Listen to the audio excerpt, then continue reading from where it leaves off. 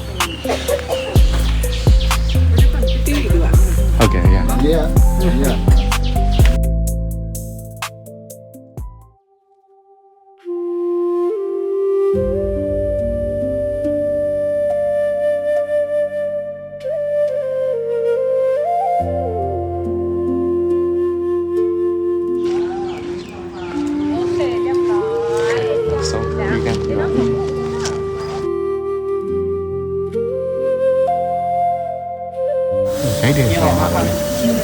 တော့ဟိုလာတာအဲ့ဒီครับเป็นไงครับมันเป็นน้ำร้อนสั่งลงอยู่อย่างဆိုဒီမှာဆိုရှင် traditional ဟာမျိုးလေးတွေနေကြတာကပ်ပယ်လေးနေကြတာဒါဆိုလို့ရှိရင်ကပ်ပယ်လေးရနေကြအောင်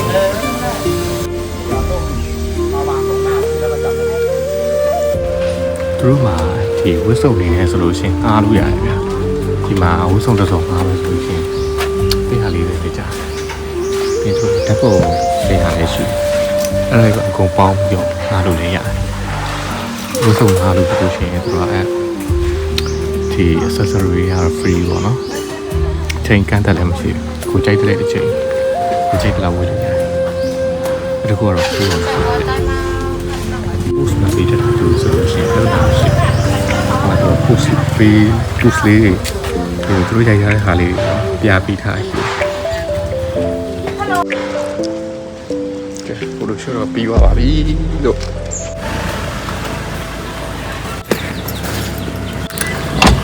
ဒီနေရာကိုဓာတ်ပုံလာရိုက်တဲ့လူတွေနေတာမဟုတ်တော့ကားတွေကအပြည့်ပဲတော်တော်များလာရိုက်ကြတယ်ဟိုကျွန်တော်က